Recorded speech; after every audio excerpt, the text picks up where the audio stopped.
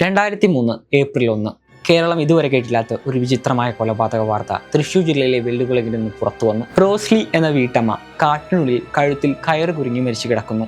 ആ കയറിന്റെ മറ്റേ അറ്റത്ത് അവരുടെ പശുവായിരുന്നു. പോലീസ് വിധി എഴുതി. പശു അബദ്ധത്തിൽ ഓടിയപ്പോൾ കയറ് കഴുത്തിൽ കുരുങ്ങി സംഭവിച്ച അപകടമരണം. പശുവിനെ പ്രതിയാക്കി പോലീസ് ആ ഫയൽ ക്ലോസ് ചെയ്തു. പക്ഷേ 9 വർഷങ്ങൾക്കിപ്പുറം മറ്റൊരു കൊലപാതകത്തിന്റെ രഹസ്യം തേടിയിറങ്ങിയ പോലീസ് കണ്ടെത്തിയത് മറ്റൊരു തെളിവായിരുന്നു. കേരളത്തെ ഞെട്ടിച്ച ഒരു സത്യമായിരുന്നു.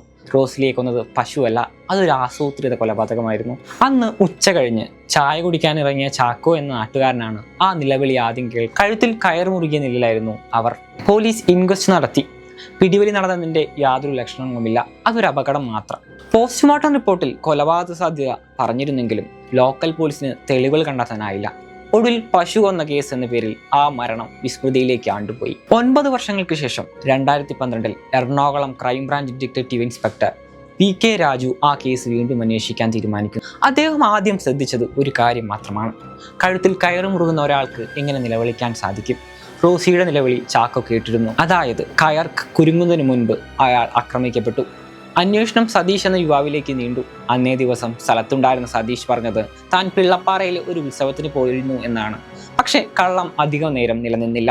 സതീഷ് പറഞ്ഞ കുഞ്ഞമ്മയുടെ വീട്ടിൽ പോലീസ് എത്തിയപ്പോൾ ഞെട്ടിക്കുന്ന ആ സത്യം പുറത്തു വന്നു. സതീഷുമായി ആ കുടുംബത്തിന് വർഷങ്ങളായി ബന്ധമില്ല. ഇതോടെ സതീഷിനെ ക്രൈംബ്രാഞ്ച് പൊക്കി. ചോദ്യം ചെയ്യലിനിടയിൽ സതീഷിന്റെ സുഹൃത്തായ അയ്യപ്പന്റെ മരണം രാജുവിന്റെ ശ്രദ്ധയിൽപ്പെടുന്നു.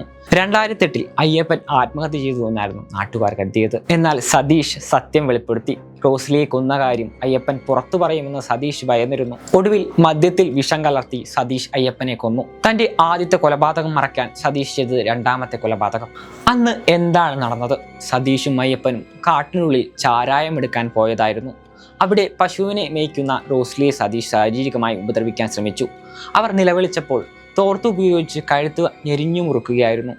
പിന്നീട് പശുവിനെ വടികൊണ്ട് ഓടിക്കുകയും കയർ റോസ്ലിയുടെ കഴുത്തിൽ കുടുക്കുകയും ചെയ്തു. ഇതൊരു അപകടമാണെന്ന് വരുത്തി തീർക്കാൻ അവർക്ക് സാധിച്ചു. 9 വർഷം നീതിയെ വിട്ടിച്ച് അയാൾ സ്വതന്ത്രനായി നടന്നു. പശുവിനെ പ്രതിയാക്കി രക്ഷപ്പെടാൻ നോക്കിയ സതീഷ് ഒടുവിൽ അഴികൾക്കുള്ളിലായി. കാലം എത്ര കഴിഞ്ഞാലും തെളിവുകൾ എത്ര നശിപ്പിക്കാൻ ശ്രമിച്ചാലും സത്യം എപ്പോഴാണെങ്കിലും പുറത്തു വരുമെന്നത് ഈ കേസ് നമ്മളെ ഓർമ്മിപ്പിക്കുന്നു. ശാസ്ത്രീയമായ അന്വേഷണവും ഒരു ഉദ്യോഗസ്ഥന്റെ നിരീക്ഷണ പാഠവുമാണ് ആ നിഗൂഢമായ കൊലപാതകത്തിന്റെ ചുരുളഴിച്ചത്.